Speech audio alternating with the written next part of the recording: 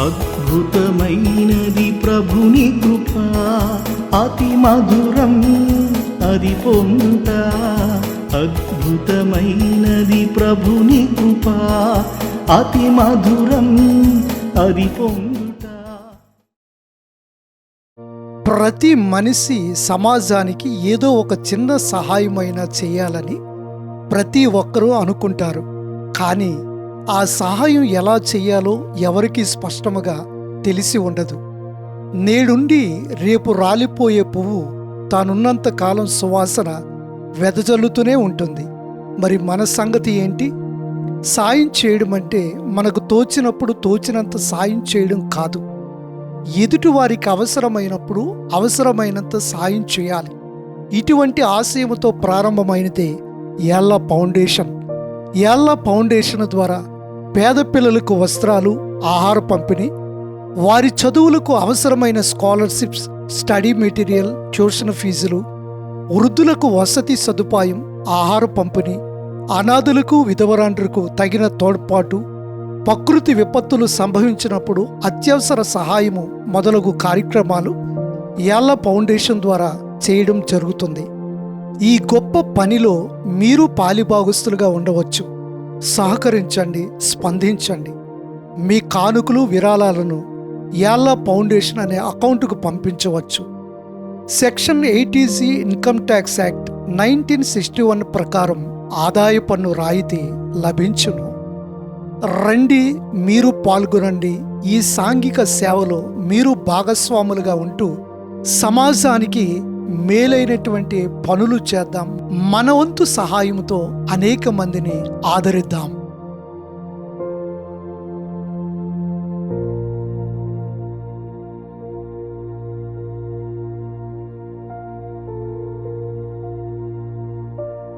Praise lord. హల్లెలూయా. మీ అందరికీ యేసయ్య నామంలో వందనాలు తెలియచేస్తున్నాం. యేసయ్య కృప మీ అందరికీ తోడుగా ఉండును గాక. ఆమేన్. Praise lord. ప్రభునందు ప్రియమైన వాళ్ళారా, మీ అందరికీ హృదయపూర్వక వందనాలు. క్రైస్ట్ సారన్ చర్చి వారు సమర్పిస్తున్న యేసయ్య కృప అనే కార్యక్రమానికి మిమ్మల్ని అందరినీ ఆహ్వానిస్తున్నాం. ఈ సమయంలో దైవజనులు వై మురళీధర్ మోజేస్ గారు వాక్య సందేశాన్ని అందిస్తారు. అందరూ శ్రద్ధగా విని యేసయ్య దీవెనలు పొందుకుందాం. Praise lord. Praise lord. ప్రభు అయిన యేసుక్రీస్తు పరిశుద్ధ నామమున యేసయ్య కృప కార్యక్రమాన్ని వీక్షిస్తున్న నా ప్రియ సహోదరి సహోదరులారా, మీరందరూ బాగున్నారా? మీరందరూ బాగున్నారని ప్రభువును స్తుతిస్తూ ఉన్నాను. మీరిస్తున్న సాక్ష్యాలు బట్టి, ప్రభు మీ జీవితంలో చేస్తున్న మేలులు బట్టి దేవాది దేవునికి మహిమ కలుగునుగాక. ఈరోజు దేవుని వాక్యం వినడానికి సిద్ధంగా ఉన్నారు కదా? పరిశుద్ధాత్మ దేవుడు తన సేవకుడని నిలబెట్టుకొని ఈరోజు మనతో ఆయన మాట్లాడబోతూ ఉన్నారు. ఈరోజు మన ధ్యానాంశముగా నీకు అవసరము లేని, అక్కరలేని విషయాలను మరచిపో, శ్రేష్టమైన కార్యాలు చూడగలుగుతావు. యెషయా గ్రంథం 43వ అధ్యాయం 18 నుండి 19 వరకు దేవుని లేఖనాలు మనం చదువుకుందాం. మునుపటి వాటిని జ్ఞాపకము చేసుకొనకుడి, పూర్వపు కాలపు సంగతులను తలంచుకొనకుడి. ఇదిగో నేనొక నూతన క్రియ చేయుచున్నాను. మనలో పరిశుద్ధమైనటువంటి మంచి స్వభావం కలిగి ఉన్నప్పుడు శ్రేష్టమైనటువంటి కార్యాలను చూడగలుగుతాం. గట్టి పునాది మీద కట్టబడినటువంటి ఇల్లును చూడండి. గాలి వీచిన, వరద వచ్చినా అది ఎంత మాత్రము కూడా కదలదు. ఎందుకంటే దాని పునాది అనేటువంటిది శ్రేష్టమైనది. శ్రేష్టమైన రీతిలో అది కట్టబడి నిర్మించబడింది కనుక ఎంత మాత్రం కూడా చెక్కు చెదరదు. మనం ఎవరినైనా చూచినప్పుడు వారిలో ఉన్నటువంటి సుగుణాలే మనకు కనబడాలి, కానీ వారి బలహీనతలను ఎంత మాత్రం కూడా మనం జ్ఞాపకం చేసుకోకూడదు, వాటిని గుర్తు తెచ్చుకోకూడదు. ఎందుకనగా మనము కూడా అలాగూ ఆలోచన చేస్తే బలహీనులుగాను శక్తిహీనులుగాను తయారయ్యే ప్రమాదం ఉన్నది కనుక మనం జాగృత కలిగి ఉండాలి. దేవుణ్ణి ఘనపరిచేవారు, దేవుణ్ణి ఆరాధించేవారు, దేవుణ్ణి మహిమపరిచేవారిని దేవుడు హెచ్చిస్తాడు, వారిని అభివృద్ధి పరుస్తాడు, వారిని ఉన్నతమైనటువంటి స్థితిలోనికి ఆయన తీసుకువెళతారు.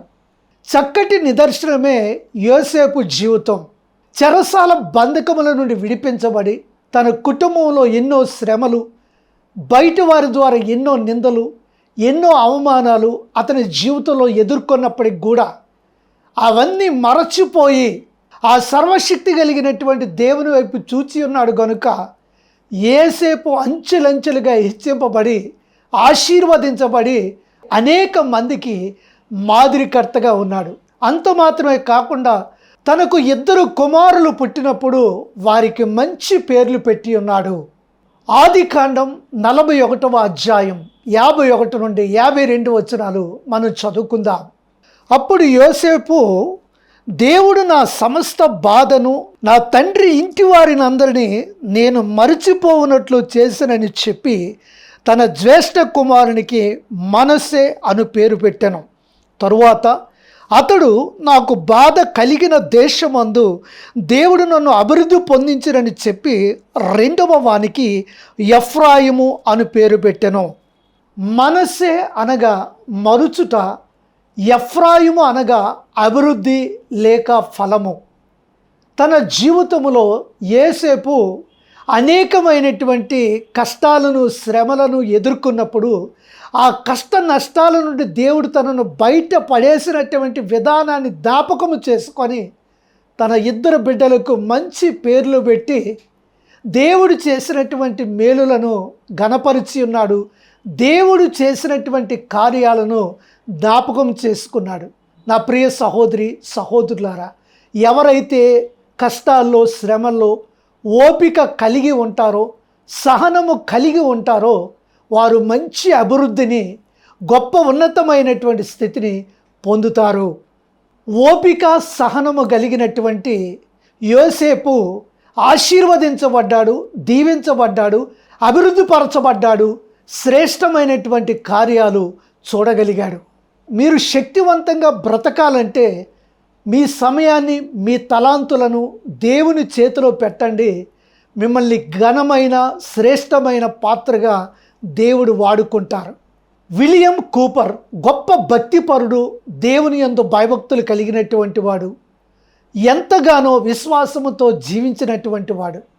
అతని జీవితంలో అనేకమైనటువంటి శ్రమలు, అనేకమైనటువంటి కష్టాలు వచ్చినప్పుడు, తను చనిపోదామని నిర్ణయించుకున్నప్పుడు దేవుని ప్రేమతో సంధించబడి, దేవుని ఆత్మతో సంధించబడి నూతనమైనటువంటి జీవితాన్ని జీవిస్తూ అద్భుతమైనటువంటి దేవుడు, ఆశ్చర్యమైనటువంటి కార్యాలు అద్భుతంగా చేసేవాడని చెప్పి దేవుని ఘనపరచి ఒక మంచి కీర్తన ద్వారా దేవుని స్తుతిస్తూ మంచి నిరీక్షణతో, విశ్వాసముతో మరలా తన జీవితాన్ని పునరుద్ధరణ చేసుకొని నూతనమైనటువంటి జీవితంతో జీవించి దేవుని కొరకు శ్రేష్టమైనటువంటి కార్యాలు అతడు జరిగించాడు.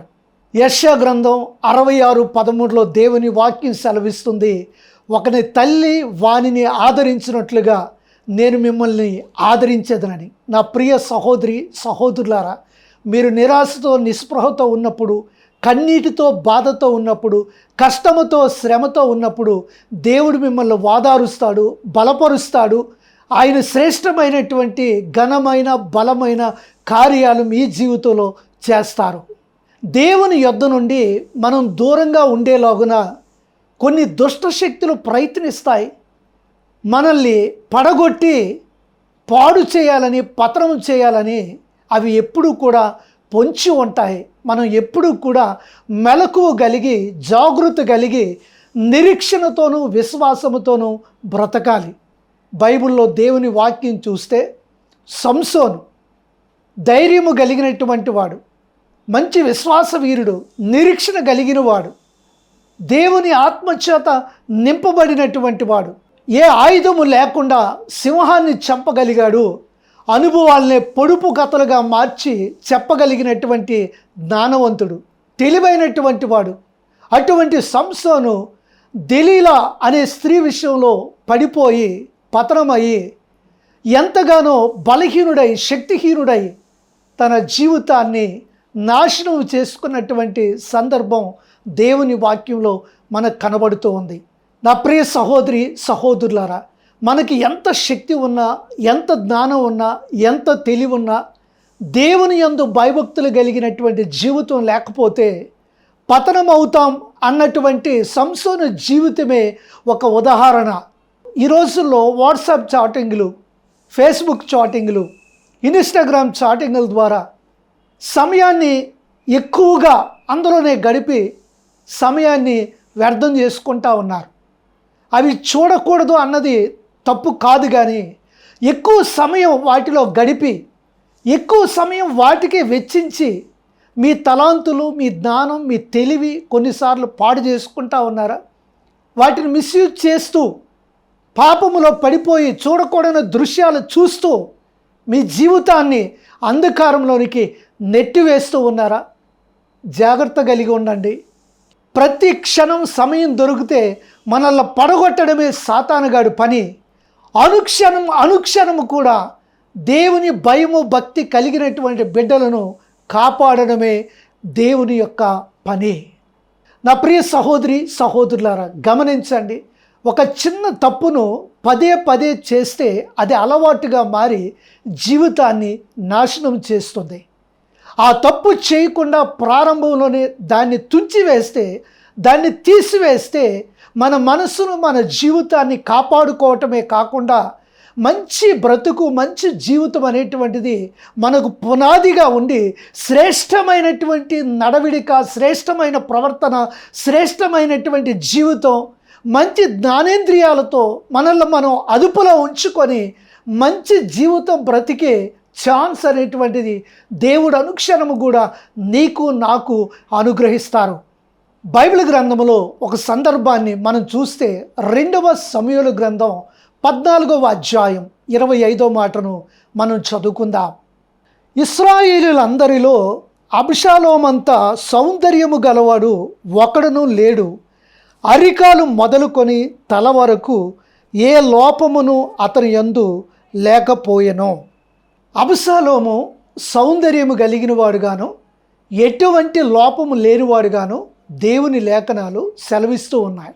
దావీదుకు 3వ కుమారుడు ఈ అబ్షాలోము. అబ్షాలోముని దావీదు ఎంతగానో ప్రేమించాడు.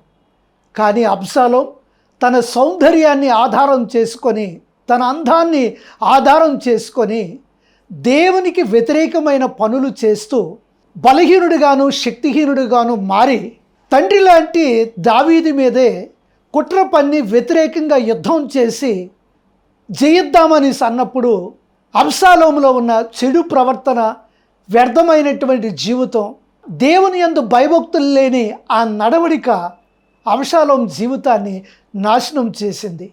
తండ్రి లాంటి దావీదుకు రాజకార్యాల్లో తోడయుండి సహాయం చేయవలసినటువంటి అబ్షాలోము కొంతమంది జనులను పట్టుకొని కుట్ర చేసి నీచాతి నీచంగా ప్రవర్తించి తనకున్నటువంటి శ్రేష్టమైన, విలువైన, మంచి జీవితాన్ని అబ్షాలోము పాడు చేసుకున్నాడు. దేవుడు ఎంత కనికరించినా, దావీదు ఎంత ప్రేమించినా అబ్షాలోము పగకు, కక్షకు, నీచాతి నీచమైనటువంటి కార్యాలకు దిగజారి తనలో ఉన్నటువంటి దైవ ప్రేమను పోగొట్టుకొని బలహీనుడైపోయి దిక్కులేని చావు చచ్చినట్లుగా దేవుని లేఖనాలు సెలవిస్తూ ఉన్నాయి. 2వ సమూయేలు గ్రంథం 18వ అధ్యాయం 17వ వచనం మనం చూస్తే, జనులు అబ్షాలోము యొక్క కళేబారమును ఎత్తి అడవిలో ఉన్న పెద్ద గోతిలో పడవేసి పెద్ద రాళ్ల కుప్ప దాని మీద పేర్చిన తరువాత ఇశ్రాయేలీయులందరూ తమ తమ ఇండ్లకు పోయిరి. మనకు ఒకే ఒక జీవితం ఇవ్వబడిందండి. దేవుడు ఇచ్చినటువంటి ఆ మంచి జీవితాన్ని, ఆ విలువైనటువంటి జీవితాన్ని శ్రేష్టమైనదిగా, విలువైనదిగా భావించుకొని మంచి జీవితాన్ని మనం జీవిస్తే మంచి అభివృద్ధిలోనికి, మంచి ఆశీర్వాదంలోనికి వర్ధిల్లింపబడి మనము బహుగా దీవించబడి, హెచ్చింపబడి ఘనమైనటువంటి పాత్రలుగా ఉండగలుగుతాం. దేవుని లేఖనం సెలవిస్తుందండి. అందము మోసకరం, సౌందర్యం వ్యర్థం.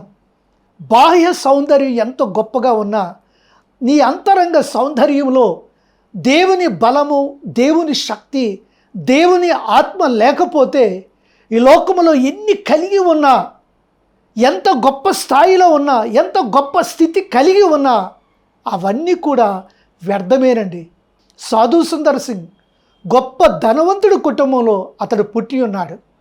అతని జీవితంలో శాంతి సమాధానం లేదు.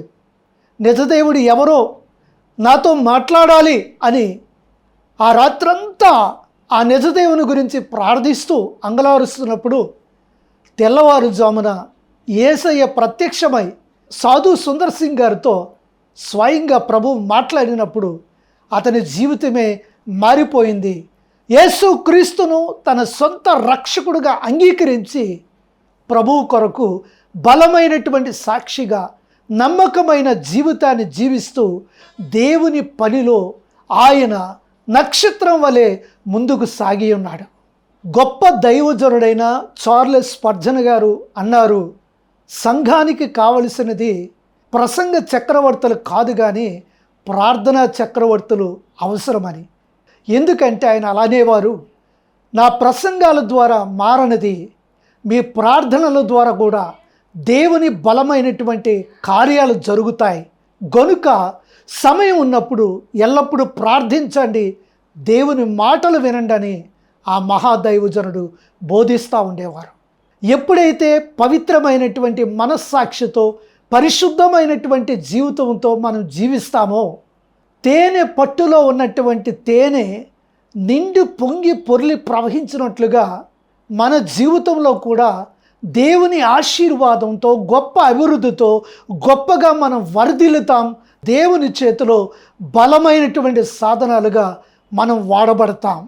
యేసు క్రీస్తు మీ హృదయ సింహాసనంపై ఆసీనుడై ఉంటారు. ఎల్లప్పుడూ కూడా దేవుని ప్రేమతో మీరు నింపబడి ఫలించబడతారు. నా ప్రియ సహోదరి సహోదరులారా, సమయం విలువైందండి, సమయం శ్రేష్టమైనదండి, సమయం దేవుడు మనకిస్తున్నదండి.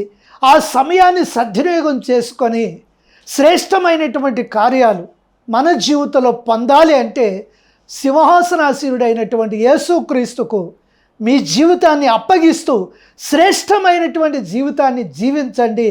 మంచి ఫలితాలను మీరు చూస్తారు. బైబిల్ గ్రంథములో ఒక సందర్భాన్ని మనం చూద్దామా?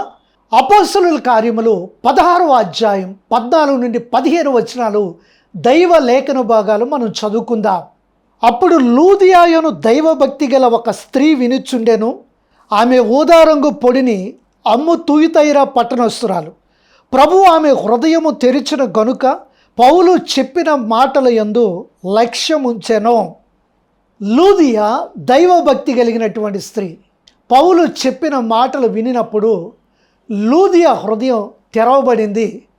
యేసుక్రీస్తును తన సొంత రక్షకునిగా అంగీకరించి తాను పొందినటువంటి ఆ రుచిని, ఆ ప్రేమను, ఆ సత్యాన్ని, ఆ సమాధానాన్ని, ఆ సంతోషాన్ని తాను మాత్రమే అనుభవించడం కాకుండా తన ఇంటి వారందరికీ కూడా దైవ ప్రేమను బోధించి, క్రీస్తు ప్రేమను చూపించి, యేసుక్రీస్తు ప్రేమను అందించి వారి కుటుంబం అంతా కూడా రక్షణ పొందినట్లుగా, మారు మనసు పొందినట్లుగా, యేసుక్రీస్తును తమ సొంత రక్షకుడుగా అంగీకరించేటట్లుగా లూదియా ఒక పనిముట్టుగా వాడబడింది. యేసుక్రీస్తు మాటలు ఎవరైతే వింటారో, విశ్వసిస్తారో, విధేయత చూపిస్తారో, ఆ ప్రేమను రుచి చూచినటువంటి వారు, ఆ ప్రేమను పొందినటువంటి వారు మాత్రమే దీవించబడటం కాదు కానీ అనేక మందికి వారు ఆశీర్వాదకరముగా ఉంటారు. నా ప్రియ సహోదరి సహోదరులారా, దేవుని మాటలు విన్నప్పుడు, యేసుక్రీస్తు ప్రభు యొక్క వాక్యాన్ని వింటున్నప్పుడు మీ హృదయం తెరవబడుతూ ఉందా? మీ మనసు మార్పు చెందుతూ ఉందా? మీ జీవితం కట్టబడుతూ ఉందా? మీ శ్రేష్టమైనటువంటి జీవితం దేవుని చేతిలో పెట్టడానికి మీరు ఇష్టపడుతూ ఉన్నారా? మిమ్మల్ని మీరే ప్రశ్నించుకోండి. నిజమైనటువంటి ప్రేమ లేనటువంటి కుటుంబం, పిల్లలు, వారి యొక్క ఇంట్లో మనం చూస్తే నరకప్రాయంగా ఉంటుంది కదండి, గందరగోళంగా ఉంటుంది కదండి, గజిబిజిగా ఉంటుంది కదండి.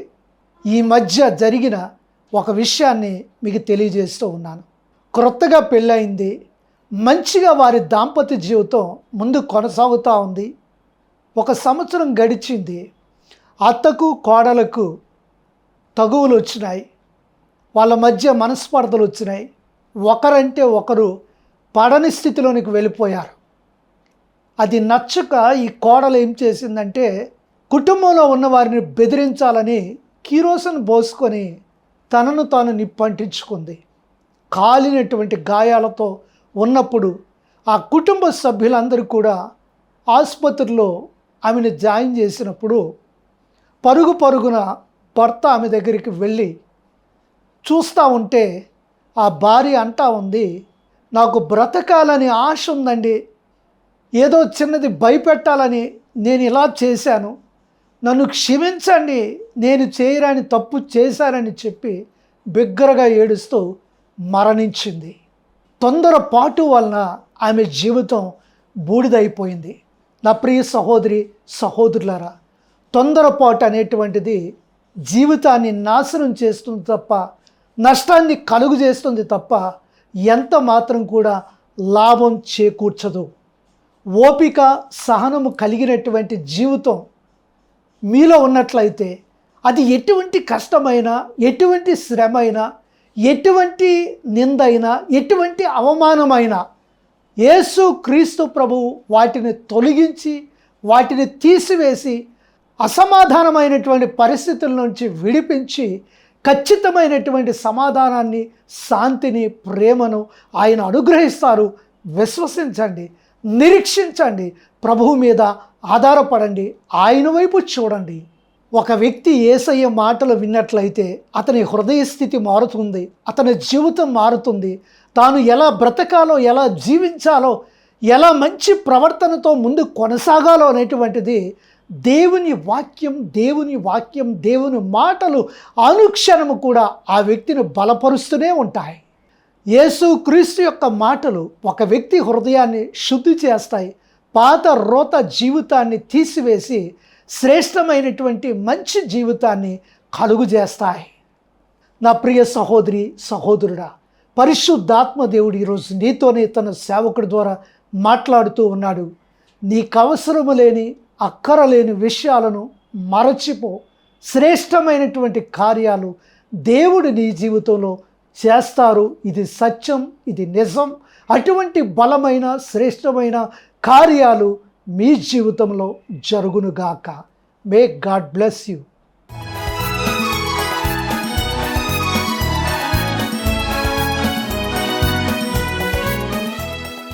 నా ప్రియ సహోదరి సహోదరుడా, ఇంతవరకు దేవుని వాక్యాన్ని విని ఉన్నారు కదూ.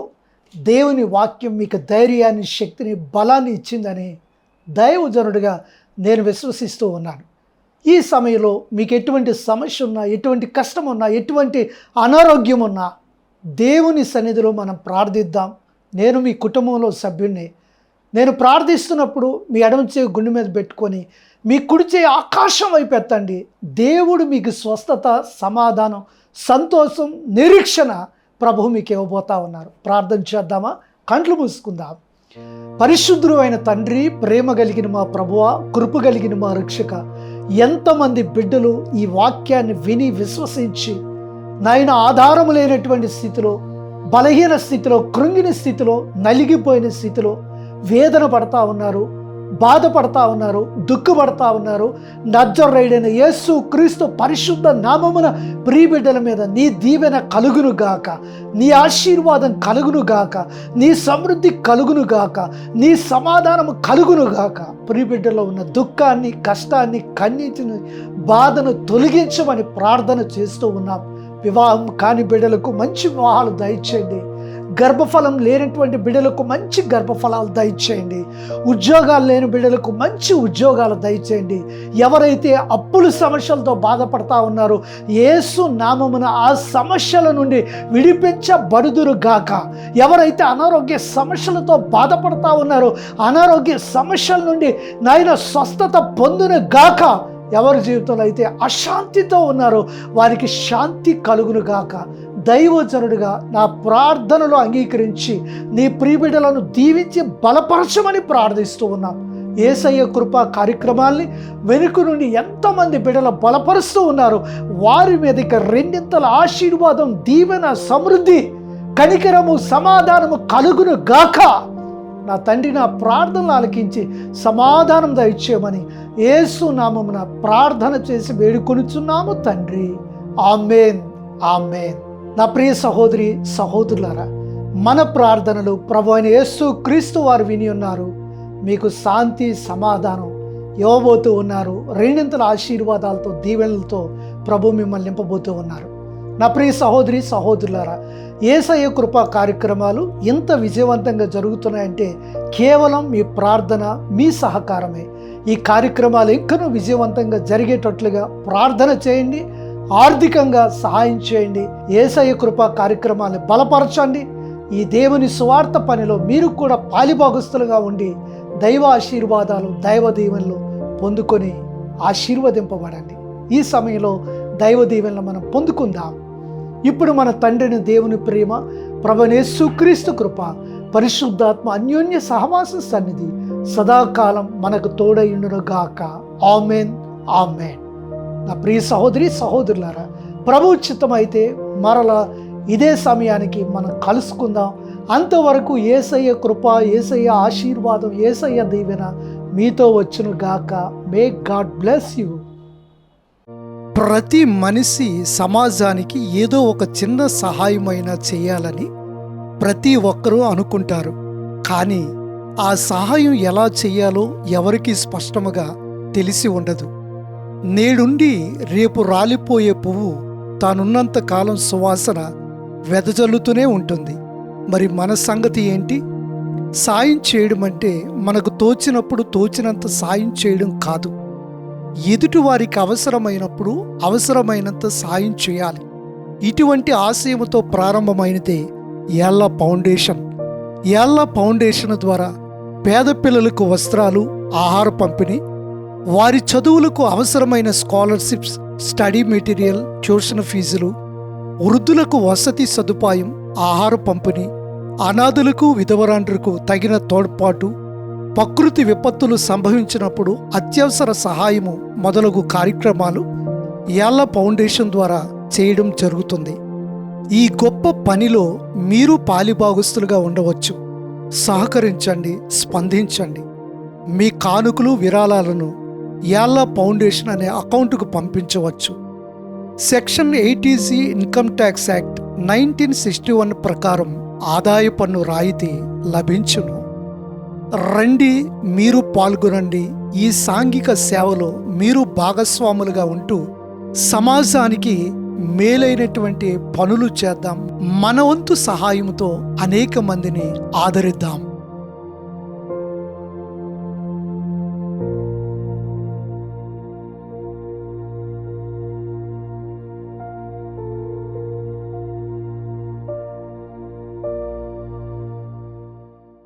Our address: Y. Mullidhar Moses, Christ Shalom Church, near IFB Point, Ratnam Gardens, Visakhapatnam 2, Andhra Pradesh, India.